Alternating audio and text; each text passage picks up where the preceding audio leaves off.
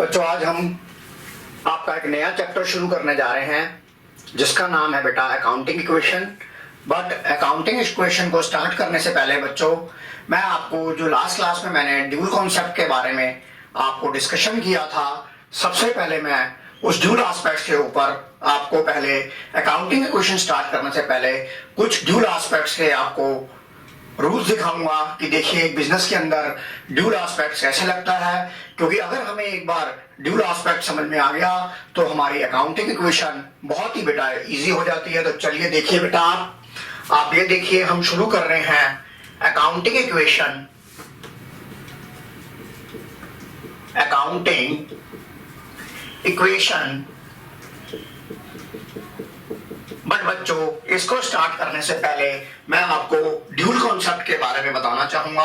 तो देखिए मैं एक एक ट्रांजैक्शन को लिखता हूं और आप मेरे साथ डिस्कस करेंगे कि सर इसका बिजनेस के पॉइंट ऑफ व्यू से यानी कि बिजनेस एंटिटी के पॉइंट ऑफ व्यू से हमारे पास क्या इफेक्ट आते हैं। तो देखिए Ram started business with cash.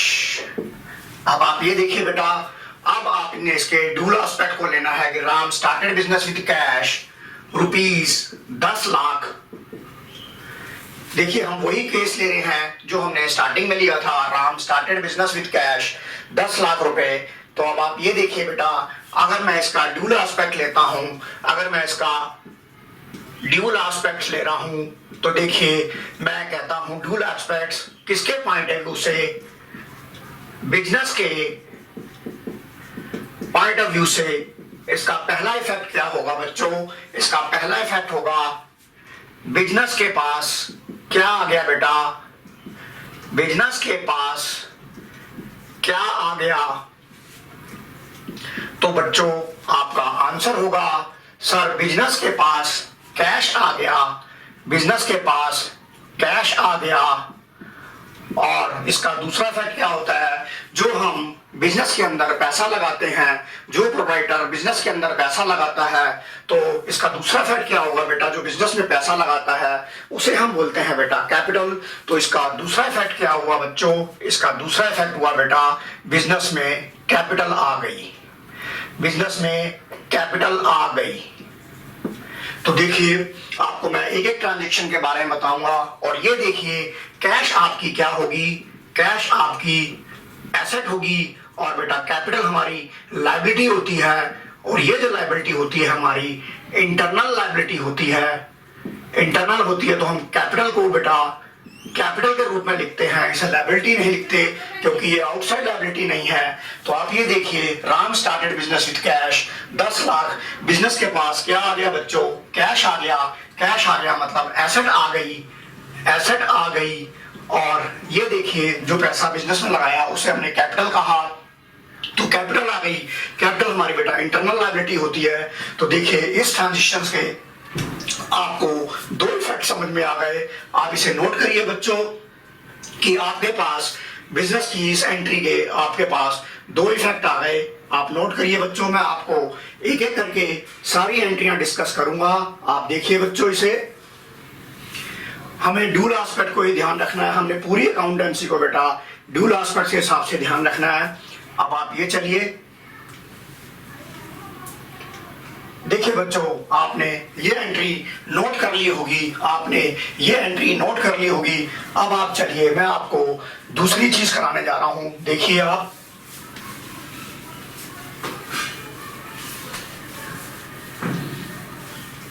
आपको मैं सेकंड एंट्री कराने जा रहा हूं। मैंने क्या कहा था, परचेज अ बिल्डिंग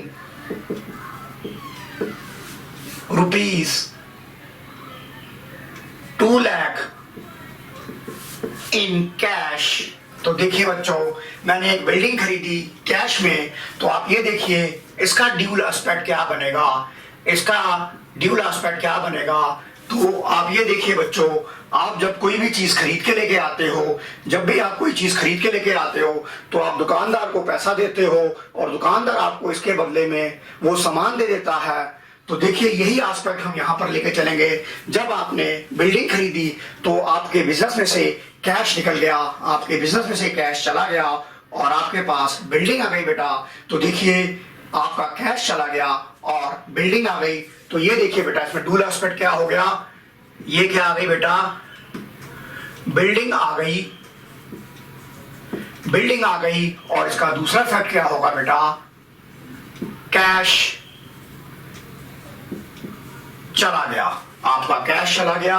और ये दोनों ही आपकी क्या होती हैं बेटा, आपकी ये दोनों होती हैं एसेट्स। आपका कैश भी एसेट्स होता है और आपका बिल्डिंग भी एसेट होता है। तो देखिए आपको ये समझ आ गया, purchase the building, the dual aspect. देखिए बेटा बच्चों देखो, बिल्डिंग आ गई और कैश चला गया, तो ये दोनों ही आपके क्या होते हैं, एसेट होते हैं। क्योंकि हमने बेसिक टर्म्स के अंदर आपको ये काफी हद तक पढ़ा दिया था बच्चों।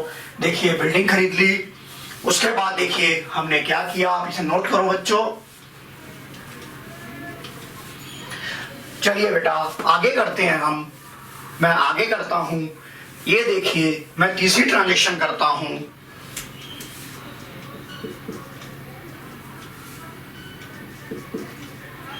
Purchase goods from Apple company in cash 1,00,000 रुपए। तो आप ये देखिए बेटा, आपने परचेज करे एप्पल कंपनी से कैश में 1,00,000 रुपए। तो इसका डुअल एस्पेक्ट क्या होगा बच्चों, आपके पास क्या आ गया, आपके पास क्या चला गया, कैश चला गया। और इसका दूसरा इफेक्ट क्या आ गया, बिजनेस के पास क्या आ गया, बिजनेस के पास गुड्स आ गए बेटा।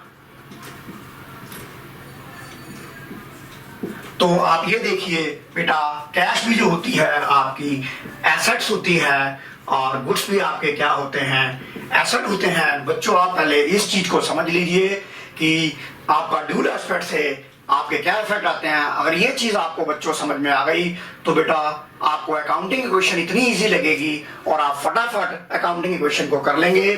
तो देखिए purchase goods from Apple company in cash ₹1,00,000। अब आप ये देखिए, मैं इसी की दूसरी एंट्री लिखता हूं, purchase goods from Apple company, purchase goods from Apple company on credit 30,000 रुपए, ऑन क्रेडिट 30,000 रुपए। तो आप ये देखिए बच्चों, इसका इफेक्ट क्या होगा, पहला इफेक्ट होगा बेटा, आपके पास क्या आ गए बेटा, गुड्स आ गए, आपके पास गुड्स आ गए। ये क्या हो गई, आपकी एसेट हो गई। और अब आपने ये पैसा एप्पल कंपनी को देना है, एप्पल कंपनी को देना है। और जिससे हम उधार माल लेते हैं उसे हमने बेसिक टर्म्स में पढ़ा, उसे हम क्या कहते हैं, उसे हम कहते हैं क्रेडिटर। तो देखिए बिजनेस के पास पैसा आ गया और उसका क्या हुआ, पैसा गुड्स आ गए और उसके पास एक लायबिलिटी आ गई जिसे हम बोलते हैं बेटा गुड्स आ गए। और एप्पल कंपनी की लायबिलिटी आ गई, लायबिलिटी आ गई जिसे हम बोलते हैं बेटा ये पैसा देना है। और हम इसे क्या बोलते हैं बेटा, क्रेडिटर बोलते हैं। और क्रेडिटर मेरी क्या होगी बेटा, लायबिलिटी होगी। देखिए आपने ये भी बात नोट करना है, purchase goods from Apple company on credit 30,000 रुपए। तो आपके पास गुड्स आ गए बेटा, 30,000 के गुड्स आ गए और आपने एप्पल कंपनी की लायबिलिटी आ गई कि अब आपने एप्पल कंपनी को पैसा देना है 30,000 रुपए। और अकाउंटिंग टर्म्स में हमने इसे क्रेडिटर बोला। तो देखिए क्रेडिटर आपकी लायबिलिटी आ गई। आप पहले बेटा सबके सब आप क्या करेंगे, आप पहले ड्यूल एस्पेक्ट को देखेंगे। तो देखिए ये भी आप बेटा नोट करिए और मैं आपको गारंटी देता हूं बेटा इसके बाद अकाउंटिंग इक्वेशन का चैप्टर आपको इतना इजी लगेगा कि आप पूछो मत। आपने ये नोट करना है, नोट करिए बच्चों आप।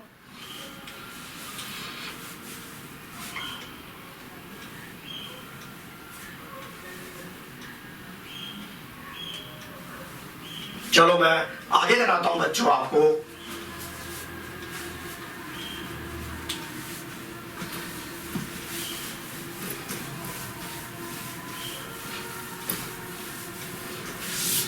अब देखिए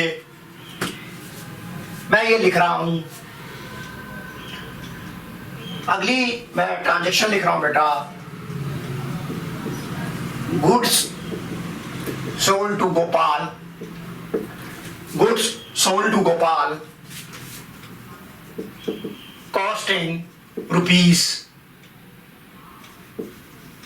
20,000, costing rupees 20,000, goods sold to Gopal costing rupees 20,000 for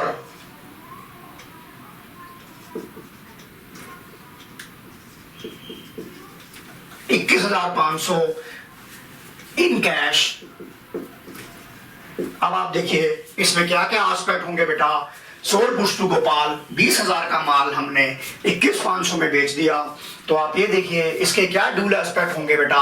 सबसे पहले आपके पास बिजनेस के पास क्या चला गया बेटा, बिजनेस के पास माल चला गया, गुड्स चला गया। तो देखिए ये क्या होगा बेटा, गुड्स चला गया, गुड्स चला गया बेटा रुपीज 20,000 का, गुड्स चला गया रुपीज 20,000 का। और गुड्स आपकी क्या होती है बेटा, एसेट होती है, गुड्स आपकी एसेट होती है। और बिजनेस के पास क्या आ गया बेटा, बिजनेस के पास कैश आ गया, बिजनेस के पास कैश आ गया रुपीज 21,500। ये भी आपका क्या होगा बेटा, एसेट हो जाएगी। अब आप ये देखिए बेटा, इस पूरी स्टोरी के अंदर अगर आपने 20,000 का माल 21,500 में बेचा, 20,000 का माल अगर आपने 21,500 में बेचा, तो बच्चों आपको आपका 1,500 का क्या आ गया सर, 1,500 का प्रॉफिट आ गया। तो देखिए आपको 1,500 का प्रॉफिट आ जाएगा बेटा, और ये आपका क्या बन जाएगा, प्रॉफिट बन जाएगा। और ये आपका बेटा,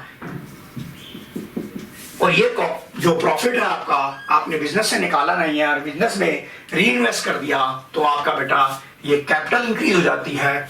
तो आपने ये ध्यान रखना है कि आपको 20,000 का माल 21,500 में बेचा, तो आपको 1,500 रुपए का प्रॉफिट हो गया। चलिए अभी हम यहाँ कंफ्यूज नहीं कर रहे हैं बेटा, आप तीन देखिए, आप ड्यूल एस्पेक्ट देखिए, 2 के 3 भी हो सकते हैं। सोल्ड गुड्स टू गोपाल 20,000 का माल 21,500 बेचा, तो गुड्स चला गया 20,000 का, और बिजनेस के पास कैश आ गया 21,500 का। इस पूरी कहानी के अंदर बच्चों आपको 1,500 रुपए का प्रॉफिट हो गया। अब देखिए मैं अगली एंट्री लिख रहा हूं, goods sold to Gopal costing 10,000 for 10,900 on credit. देखिए अब आपने गुड्स बेच दिया गोपाल को, 10,000 का माल आपने बेचा 10,900 का। तो देखिए आपका पहला एस्पेक्ट क्या बना सर, गुड्स चला गया, गुड्स चला गया, कितने का गुड्स चला गया बेटा, 10,000 का गुड्स चला गया। और गुड्स मेरी क्या होती है बेटा, एसेट होती है। और आप ये देखिए बेटा, यहां पर बिजनेस के पास क्या आया, यहां पर बिजनेस के पास कैश नहीं आया, बल्कि कैश आना है, कैश आना है, क्योंकि ये माल बिजनेस ने उधार में बेचा है। और बिजनेस जिसे उधार में माल बेचता है उसे हम बेटा डेटर कहते हैं, और डेटर भी आपकी एक एसेट होती है। तो देखिए गुड्स चला गया 10,000 का, और बिजनेस में क्या आ गया, डेटर आ गया बेटा। कितने का डेटर आ गया बेटा, 10,900 रुपए का डेटर आ गया। ये हमारी एसेट हो गई। और इस पूरी कहानी के अंदर बेटा प्रॉफिट कितना आ गया, अगर 10,000 का माल मैंने 10,900 में बेचा, तो 900 रुपए का बेटा मेरा प्रॉफिट आ गया। अभी आप इन ड्यूल एस्पेक्ट्स को ही देखेंगे। आपने ये देखा बेटा, मैंने आपको ड्यूल एस्पेक्ट के बारे में काफी बताया है, और अब मैं इसकी हेल्प से आपको मैं सवाल कराने जाऊंगा, जो कि अकाउंटिंग क्वेश्चन का सवाल है। आप इसे कॉपी करिए बच्चों।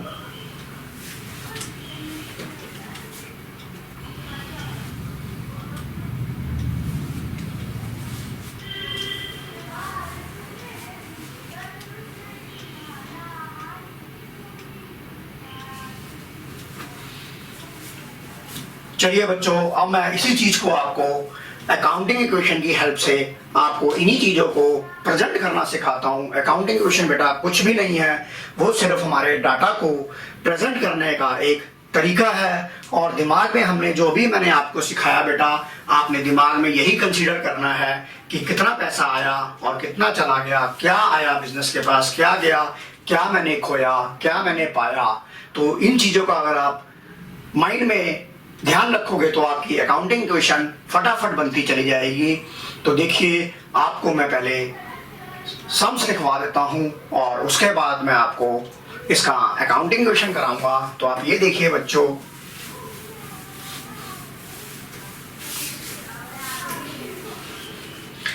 आप बच्चों पहले ये क्वेश्चन कॉपी करिए। मैं आपको सिर्फ 2-3 ट्रांजेक्शन्स लिखवाता हूं।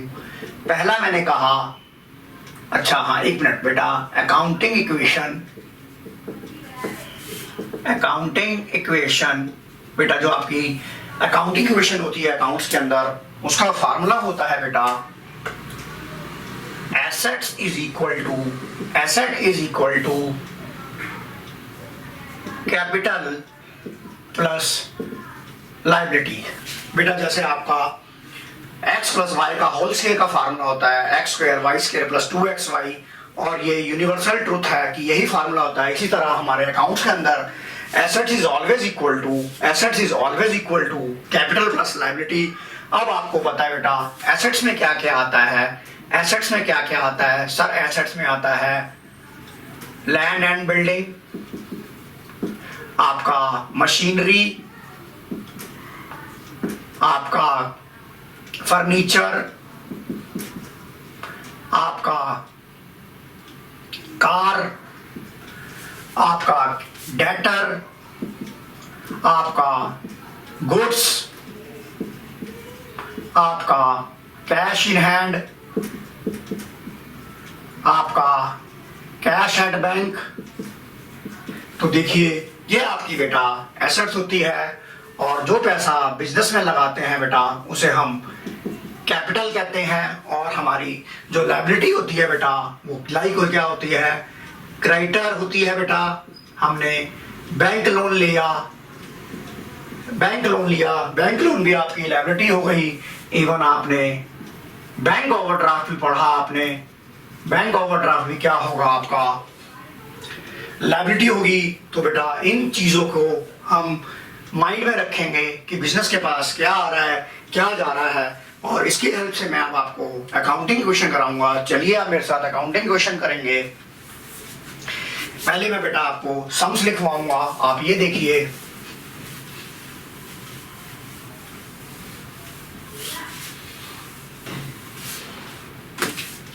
आप पहले बेटा ये सम्स को कॉपी करिएगा। आप ये देखिए, प्रिपेयर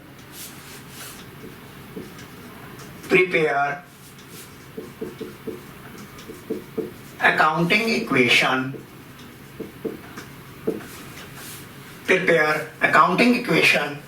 आप ये देखिए, prepare accounting equation number 1। Ram started business with cash rupees 10 lakh rupees। Ram started business with cash 10 lakh rupees। दूसरा मैंने कहा purchase a building rupees 3 lakh in cash। देखिए तीसरी ट्रांजैक्शन लिख रहा हूं मैं बच्चों, purchase goods rupees 1 lakh from Apple company in cash। Number 4, purchase goods rupees 40,000 from Apple company on credit। आपने देखो ये भी लिख लिया। और number 5, sold goods to Gopal costing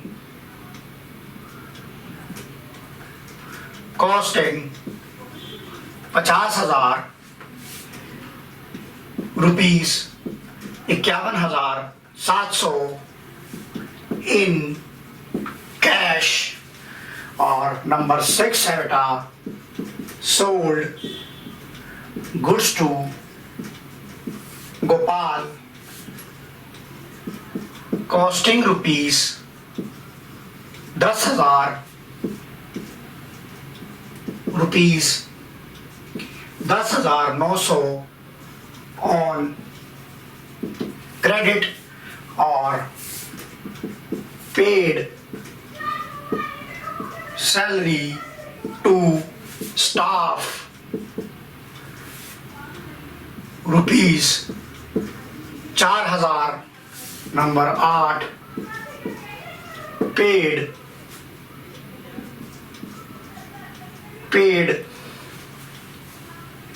electricity bill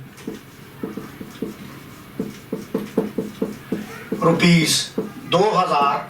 आपने ये सवाल को बेटा नोट करना है और अब मैं आपको इसकी अकाउंटिंग क्वेश्चन लिखवाऊंगा, तो आपने बेटा ये कॉपी करिए, आप अपनी बुक ये क्वेश्चन उतार लीजिए बेटा और आप मेरी हेल्प करिएगा कि मैंने क्या क्या फैक्ट लिए हैं।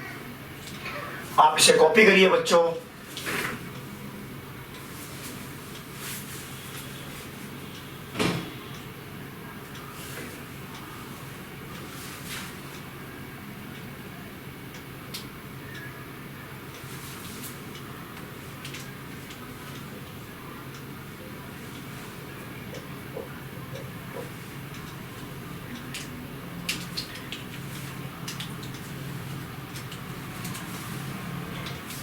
मैं भी बेटा एक काम करता हूँ, मैं ये ब्लैक बोर्ड पे रब कर दूंगा, तो क्यों ना बेटा मैं भी इसका एक स्क्रीनशॉट ले लूँ ताकि मुझे भी क्वेश्चन के फैक्ट पता लगे। तो बेटा आप कॉपी करिए, मैं इसके स्क्रीनशॉट लेता हूँ।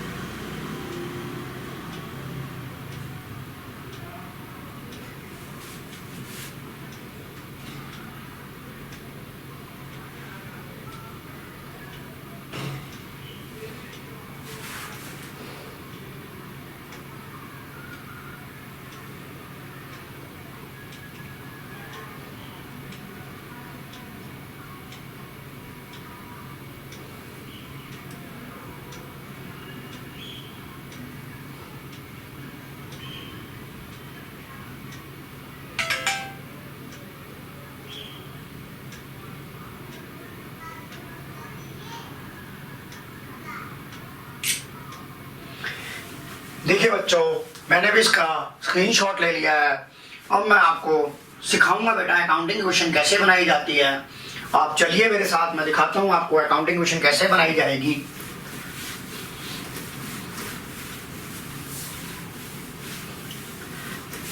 देखिए बेटा, आपको मैं अकाउंटिंग क्वेश्चन बनाने का तरीका दिखाता हूं बेटा। आप ऊपर लिखेंगे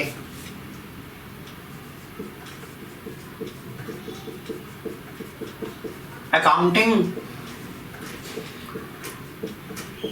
इक्वेशन और आप ये देखिए बेटा, ऐसे आप लिखेंगे यहां पर, आप यहां लिखोगे बेटा पर्टिकुलर्स। यहां पर हम बेटा ट्रांजैक्शन लिखेंगे, यहां हमने पर्टिकुलर में ट्रांजैक्शन लिखी और इसे हम बेटा इस वाले कॉलम को हम ज्यादा बड़ा करेंगे क्योंकि नंबर ऑफ एसेट्स हमारे पास ज्यादा होती है। तो मैं यहां पर बेटा इसको एक लाइन और खींच लेता हूं। ये मेरी हो गई बेटा एसेट्स और यहां मैं लिखूंगा बेटा capital plus liability, capital plus liability और इसके नीचे फिर मैं अंडरलाइन कर दूंगा। आप ये देखिए, अब मैं एक एक करके जो मेरी ट्रांजैक्शन हुई है बिजनेस के अंदर उसे मैं राइट डाउन करूंगा और उसे अकाउंटिंग क्वेश्चन में कैसे प्रेजेंट किया जाता है वो सिखाऊंगा। तो देखिए, मेरी पहली क्वेश्चन थी बेटा, Ram started business with cash. देखिए, अभी मैंने आपको बताया आपने ड्यूल एस्पेक्ट लेना है। तो देखिए, 1 लाख रुपए से आपने 10 लाख रुपए से आपने बिजनेस को स्टार्ट किया था, तो डू एस्पेक्ट क्या हुआ, बिजनेस के पास क्या आ गया बेटा, बिजनेस के पास आ गया, बिजनेस के पास आ गया कैश आ गया। कितने का कैश आ गया बच्चों, प्लस का 10 लाख रुपए आपका कैश आ गया। और उसका दूसरा फैक्ट क्या हुआ बच्चों, इसका दूसरा फैक्ट बिजनेस के पास 10 लाख रुपए की कैपिटल आ गई। तो देखिए अब आपको डूल एस्पेक्ट के हिसाब से ये अकाउंटिंग इक्वेशन कितनी इजी हो जाएगी। तो देखिए आपको Ram started business with cash 10 lakh 10 lakh. अब आप ये देखिए आपकी जो दूसरी ट्रांजेक्शन थी बेटा, जो आपकी दूसरी ट्रांजेक्शन थी उसमें लिखा हुआ था purchase a building 3 lakh in cash. आपने 3 लाख रुपए की बेटा बिल्डिंग कैश में ली। तो अब आप ये देखिए आपके बिजनेस के पास क्या चला गया और क्या आ गया बेटा। जब आपने बिल्डिंग खरीदी कैश में तो आपका कैश चला गया। कैश आपकी होती है एसेट, और बिजनेस के पास क्या आ गया, बिजनेस के पास आ गई बेटा बिल्डिंग। बिल्डिंग भी आपकी एसेट होती है। तो आप ये देखिए जो इस ट्रांजेक्शन का इफेक्ट होगा वो इस तरफ नहीं होगा, क्योंकि इस ट्रांजेक्शन से ना तो आपकी कोई कैपिटल इफेक्ट हुई है और ना ही आपकी बेटा लायबिलिटी इफेक्ट हुई है। तो आप ये देखिए मैंने दूसरी क्वेश्चन लिखी बेटा, मैंने दूसरी क्वेश्चन लिखी purchase a building in cash. तो देखिए बेटा आपके यहाँ क्या हुआ, आपने 3 लाख रुपए की बिल्डिंग खरीदी। आपके यहाँ बिजनेस के अंदर 3 लाख रुपए बेटा कैश में से कम हो गए और आपके पास एक नई एसेट आ गई, डेट इज कॉल्ड बिल्डिंग। तो देखिए आपकी बिल्डिंग आ गई, और बिल्डिंग भी आपकी क्या होती है बेटा, एसेट्स होती है। तो आप ये देखिए बिल्डिंग आ गई आपके पास 3 लाख रुपए की। ना कैपिटल में कुछ फर्क पड़ा बेटा, ना लायबिलिटी में फर्क पड़ा। जब आप बच्चों अकाउंटिंग क्वेश्चन की 2 ट्रांजेक्शन कर लेंगे तो उसके बाद बेटा आप एक इसके नीचे लाइन ड्रॉ करेंगे। आप इसके पास एक लाइन ड्रॉ करेंगे और इस लाइन में लिखेंगे यहाँ पर न्यू इक्वेशन। इस ट्रांजेक्शन के बाद आपका बिजनेस का क्या स्टेटस है। तो देखिए 10 में से 3 चले गए बेटा, ये आ गया आपका 7 लाख रुपए, ये आ गया बेटा 3 लाख रुपए, ये आ गया आपका 10 लाख रुपए, और ये हो गया बेटा नील। तो अगर आपसे इस स्टेटस के बाद, इस इक्वेशन, इस ट्रांजेक्शन के बाद अगर मैं आपसे आपके बिजनेस का स्टेटस पूछूं तो आप मुझे ये कहोगे कि सर मेरे बिजनेस के पास 7 लाख रुपए कैश पड़ा है, मेरे बिजनेस के पास 3 लाख रुपए की बिल्डिंग पड़ी है, और मेरा जो टोटल बिजनेस में पैसा लगा है वो 10 लाख लगा है। तो देखिए आपका हर स्टेज के ऊपर आपको एक नया स्टेटस मिलेगा। तो that is called the new status is called new equation. तो अब आप देखिए हम तीसरी ट्रांजेक्शन बेटा लिखने जा रहे हैं, जो हमारी थर्ड ट्रांजेक्शन थी। थर्ड ट्रांजेक्शन थी बेटा मेरी,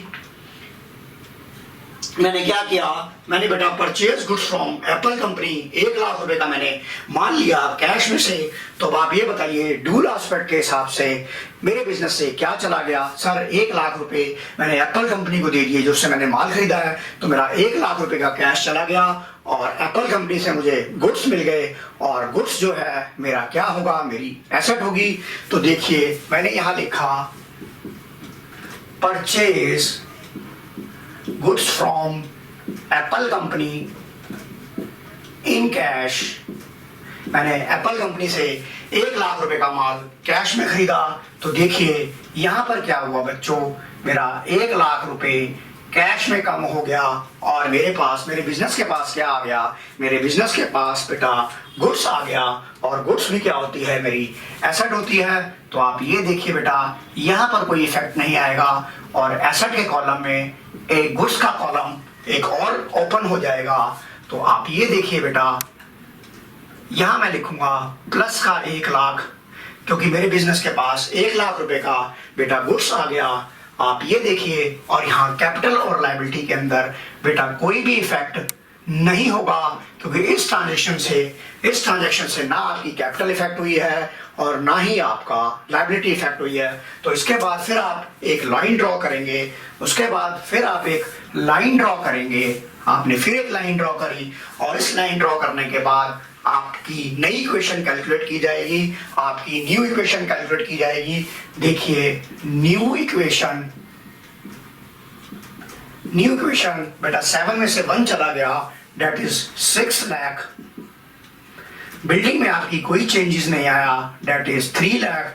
आपके पास 1 लाख रुपए के गुड्स आ गए। आप ये देखिए बेटा 10 लाख नील।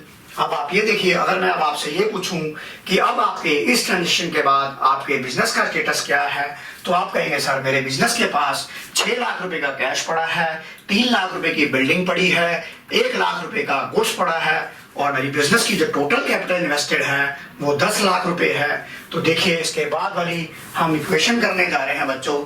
इसके बाद वाली जो मैं ट्रांजेक्शन करने जा रहा हूं उसमें लिखा है purchase goods ₹40,000 from Apple company on credit. तो आप ये देखिए बेटा 40,000 रुपए का माल मैंने एप्पल कंपनी से लिया, 40,000 रुपए का माल मैंने एप्पल कंपनी से लिया। तो बेटा मेरे बिजनेस के पास क्या आ गया, मेरे बिजनेस के पास गुड्स आ गया और गुड्स मेरी एसेट होती है। पर इस ट्रांजेक्शन के अंदर बेटा मैंने एप्पल कंपनी को कैश नहीं दिया है, इसलिए मेरा यहाँ कैश नहीं जाएगा। और अगर मैं कोई माल उधार में लेता हूँ, अगर मेरा कोई बिजनेस माल उधार में लेता है तो वो मेरी लायबिलिटी बन जाती है और उस लायबिलिटी को बोलते हैं बेटा क्रेडिटर, उस लायबिलिटी को बोलते हैं क्रेडिटर। तो आप ये देखिए मैं यहाँ कहता हूँ, मैंने चौथी क्वेश्चन लिखी purchase goods from Apple company on credit. बेटा मैंने 40,000 रुपए का माल लिया।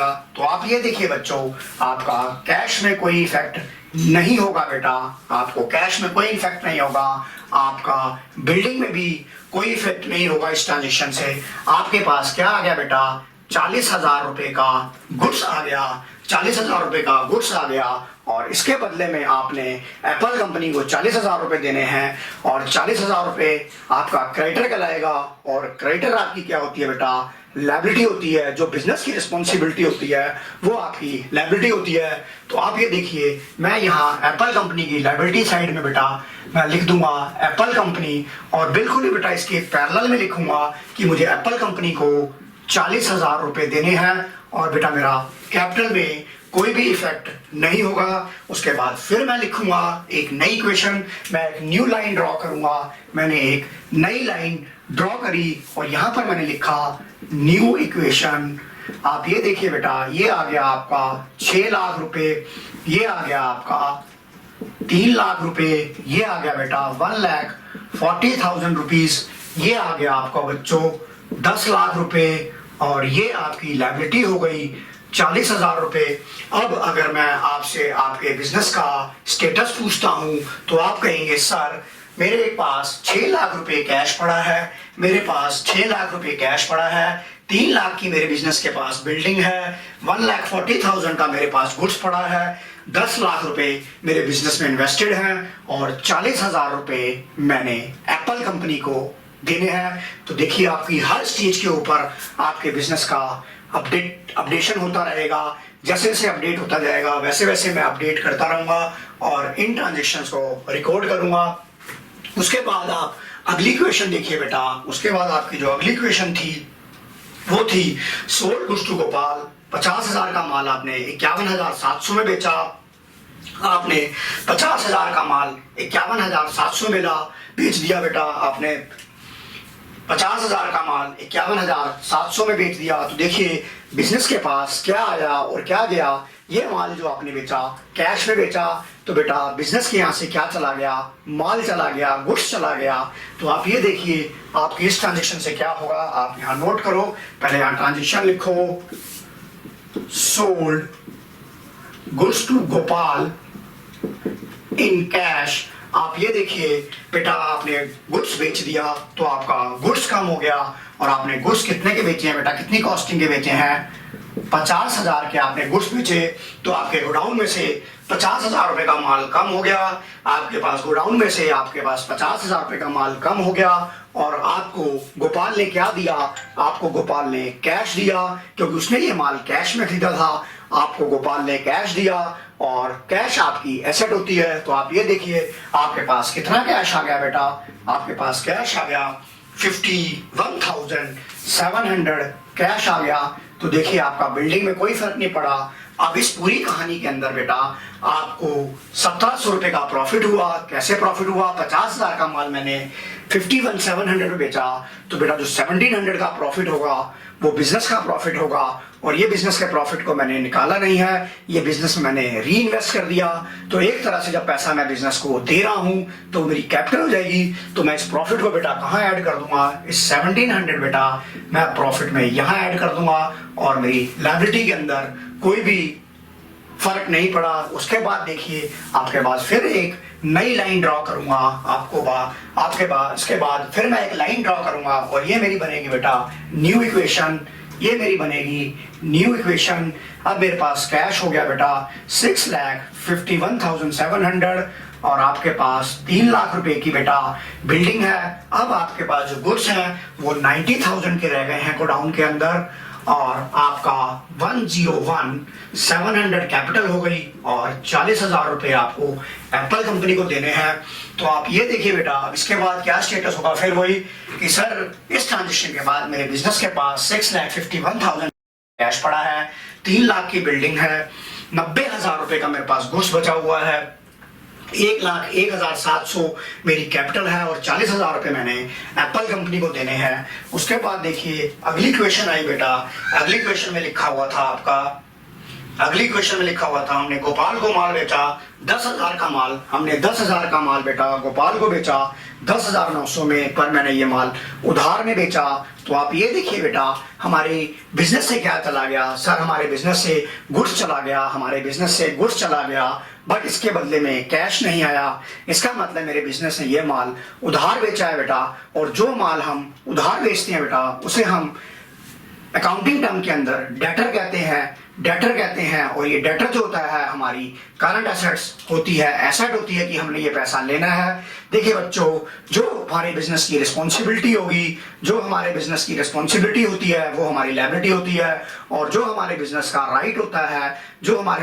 राइट होगा वो हमारी एसेट होगी। तो क्या मेरा सवाल आपसे यही है कि क्या राम मोबाइल स्टोर ने गोपाल मोबाइल स्टोर से पैसा लेना है? तो आपका आंसर होगा यस। और ये मेरा क्या बनेगा? डेटर बनेगा, और डेटर मेरी एसेट बनेगी। प्लस इस पूरी कहानी के अंदर बेटा 10,000 का माल मैंने 10,900 का बेचा, तो 900 रुपए का मुझे प्रॉफिट हुआ और मैं इसे कर दूंगा बेटा कैपिटल में ऐड। तो चलिए इस ट्रांजेक्शन को मैं कैसे शो करता हूं अकाउंटिंग क्वेश्चन में। आप ये देखिए मैंने यहां लिखा sold goods to Gopal on credit. आप ये देखिए मैंने गुड्स बेचा बेटा क्रेडिट पे, तो मैंने ये जो माल बेचा है बेटा वो 10,000 का बेचा है। तो देखिए गुड्स में से मेरा काम हो जाएगा 10,000 रुपए, और मुझे गोपाल से पैसे लेने हैं 10,900। तो मैं यहाँ पर इसे एक एसेट बना दूंगा बेटा गोपाल मेरा डेटर बन जाएगा। आपको गोपाल से जो पैसे लेने हैं वो लेने हैं आपको 10,700 रुपीज। देखिए कैश में कोई चेंजेस नहीं आएगा, बिल्डिंग में कोई चेंजेस नहीं आया, गुड्स में चेंजेस हो गया, और इस पूरी कहानी में बेटा आपको 700 रुपए का प्रॉफिट हो गया जिसे मैंने कैपिटल में ऐड कर दिया। अब आप चलिए इसके बाद आपकी फिर एक नई इक्वेशन बनेगी। आपकी जो नई इक्वेशन बनी वो बनी बेटा न्यू इक्वेशन बनी। आपके पास कैश है 6,51,700, आपके पास बिल्डिंग थी बेटा 3 लाख रुपए की। अब आपके पास जो गुड्स है वो 80,000 का है, बिजनेस ने 10,700 रुपए गोपाल से लेने हैं, और यहाँ आ गया बेटा 102,400 आपका कैपिटल है, और 40,000 रुपए आपने एप्पल कंपनी को देने हैं। तो देखिए आपका ये भी हो गया। अब बच्चों मैं आपको अगली क्वेश्चन करा रहा हूं। अगली क्वेश्चन लिखा है पेड सैलरी टू स्टाफ 4,000 रुपए मैंने स्टाफ को सैलरी दी बेटा, यानी कि बिजनेस से पैसा चला गया। तो देखिए मैंने कहा पेड सैलरी बेटा, जो मैंने पेड सैलरी करी मैंने बिजनेस से क्या चला गया 4,000 रुपए कैश चला गया। और जब बिजनेस से कैश चला जाएगा, देखिए जब बिजनेस के पास कैश आया तो आपका कैश प्लस हो जाएगा, पर अब आप बिजनेस से खर्चे के लिए पैसा आपने किसी को दिया। एक बात याद रखनी है, अब आपके दिमाग में यह बात आएगी कि सर जब हमने गुड्स परचेज किए थे तो आपने गुड्स लिया था, तो बेटा गुड्स आपकी एसेट होती है, बट ये जो खर्चा है इधर रेवेन्यू एक्सपेंडिचर कि जिसे आपने यूज किया और खत्म कर दिया। तो जब भी बेटा आप एक्सपेंसेस के रूप में आपने पैसा करेंगे तो आपका बेटा कैश कम होगा, और दूसरा इफेक्ट बेटा कैपिटल में आएगा, क्योंकि आपने ये रेवेन्यू एक्सपेंडिचर किया है, आपने जितने ऊपर खर्चे किए थे बेटा वो आपने कैपिटल एक्सपेंडिचर के किए थे। तो आप ये देखिए, आप यहाँ जब पेड सैलरी करोगे तो 4,000 रुपए कैश में से कम कर दोगे और 4,000 रुपए आपके कैपिटल में से कम हो जाएंगे। तो देखिए अब आपका बेटा यहाँ पर और कोई इफेक्ट नहीं आया। तो आप चलिए इसके बाद आपकी नई इक्वेशन बन जाएगी। आई थिंक बच्चों शायद कैमरे के अंदर मेरी अगली वाली ट्रांजेक्शन नहीं आएगी, मैं आपको इसको वर्बली डिक्टेट कर दूंगा आपको। तो देखिए आपकी न्यू इक्वेशन क्या बनी, आपकी एनई क्या बन गया, 6,47,700 आपके पास कैश पड़ा है, 3 लाख रुपए की बिल्डिंग पड़ी है, 80,000 रुपए का गुड्स पड़ा है, 10,700 का आपका गोपाल से पैसा लेना है, और 98,400 रुपीज आपके पास कैपिटल है, और आपकी 40,000 रुपए आपने गोपाल को देने हैं। अब आप अगली ट्रांजेक्शन देखिए, आपका लिखा था पेड इलेक्ट्रिसिटी बिल 2,000 रुपए का, तो आपने इलेक्ट्रिसिटी बिल पे करा 2,000 रुपए का। तो आप ये देखिए आपका इस ट्रांजेक्शन में बेटा कैश 2,000 से कम हो जाएगा, और जो इलेक्ट्रिसिटी बिल है वो आपका रेवेन्यू एक्सपेंडिचर है, डे टू डे एक्सपेंसेस है। तो डे टू डे एक्सपेंसेस में मेरी बेटा कैपिटल कम हो जाती है। तो आप ये देखिए, आप 2,000 रुपए बच्चों कैश में से कम कर देंगे और 2,000 रुपए कैपिटल में से कम कर देंगे। उसके बाद जो आपकी नई इक्वेशन आएगी बेटा वो आपका फाइनल आंसर होगा। तो बच्चों आई थिंक आपको ये अकाउंटिंग इक्वेशन का एक सवाल जो मैंने आपको कराया वो आपको समझ आ गया होगा। मैं आपसे बेटा यही रिक्वेस्ट करता हूं कि आपने ट्रांजेक्शन्स के सारे व्यू देखने हैं। जैसे बेटा एक सिक्के के 2 पहलू होते हैं कि एक हेड होता है और एक टेल होता है, इसी तरह बिजनेस को करने के लिए जब हम बिजनेस की ट्रांजेक्शन रिकॉर्ड करेंगे तो आज ये बात बेटा अपने पल्ले बांध लो कि मैं इसके सारे एस्पेक्ट्स को देखूंगा, क्योंकि हम 11th के अंदर जो पढ़ते हैं वो डबल एंट्री सिस्टम पढ़ते हैं। तो मैं ट्रांजेक्शन का सिर्फ एक इफेक्ट नहीं कंसीडर करूंगा, मैं ट्रांजेक्शन के सारे इफेक्ट कंसीडर करूंगा जो मेरे बिजनेस से रिलेट होंगे। तो बच्चों आज की क्लास में यही कवर करता हूं। थैंक यू बच्चों।